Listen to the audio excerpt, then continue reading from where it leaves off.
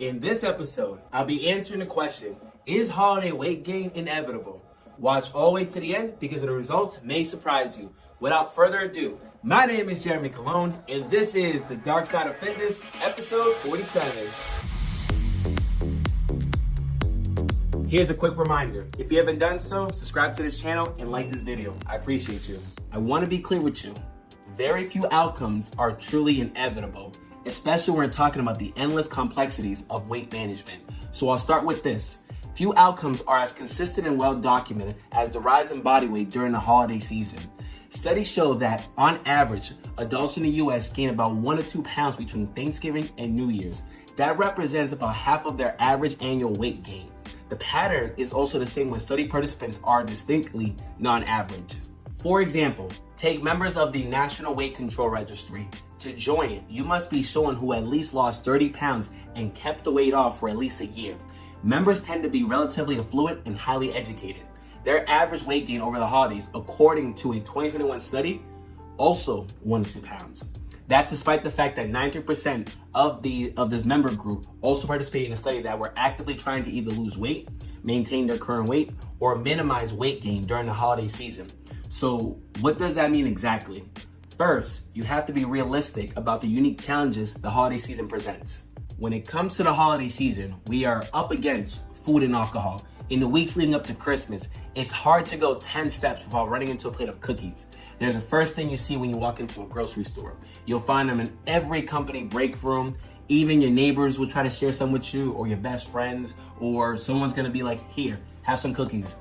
Even if you never leave your home, someone will try to stop by and persuade you to have a damn cookie. So, even if you're lucky enough to have a social life, you can wash them down with your favorite beverage from a fully stocked bar. So you're also competing for demands for your time and present. Imagine someone who is married with school-age children. Between Thanksgiving and Christmas, you might expect to attend a workplace party. Also a double obligation if both your spouses work for the local employer. You also have to deal with holiday meals with 2 families, or maybe even more if one of them had children from a previous relationship. You also have pageants, plays, concerts, recitals, pretty much anything that involves a child and a parent. And also add in religious services, fundraisers, and neighborhood gatherings.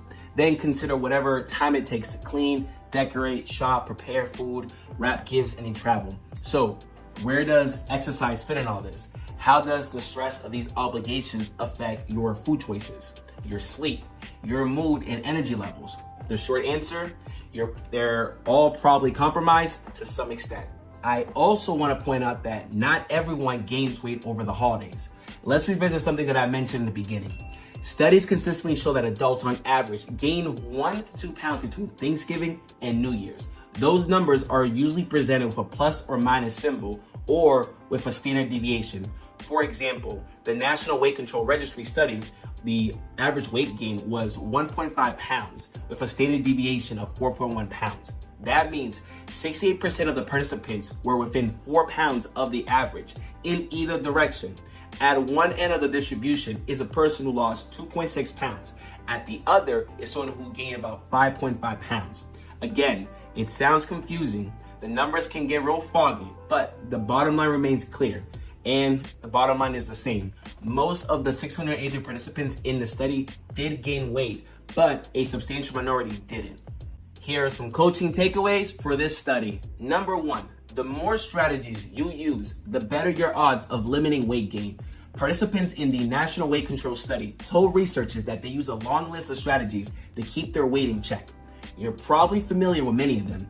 Maintaining your exercise routine, monitoring portion sizes, tracking what and how much you eat, and avoiding or minimizing alcohol consumption. The more strategies someone used, the less weight they gain. 2 strategies in particular were associated with better results. These are regular self-weighing and consciously selecting and avoiding foods based on which you think are worth eating and which aren't important or special enough. Number 2, feed your body, not your stress. How many times have we heard, don't eat Christmas cookies, or stay away from that pecan pie, or say no thank you to your uncle or aunt's famous Christmas martini? We've all heard this advice countless times, and it's not only stressful, but it can also backfire. It doesn't mean that you should just throw in a towel from November to January. This holiday season, enjoy them. Enjoy your cookies. Enjoy your drinks. Enjoy these pies. The thing is, don't think of this as off limits. You should enjoy it consciously, mindfully, joyfully, and slowly. Don't think the season is a time for miserable restriction or an all-out indulgence. Number 3, there's always a middle ground. It's encouraged to enjoy the foods you love, but it's also encouraged to practice eating slowly and to 80% fullness, and to try to savor every bite, tuning into the flavors, textures, and overall experience of food. I say practice because that's exactly what it is. It's an opportunity to grow, to learn what works and what doesn't, and to start building a skill that you can lean on for the future. Number 4, simply maintaining your weight during this time will always be a win. The data from this research tells us that. Plus, learning how to maintain progress is a vital part of long-term progress and success. So for all the folks who want to lose weight, the holidays can be a great time to build the skills you'll need, not only after you reach your goal, but anytime along the way when routines or schedules change.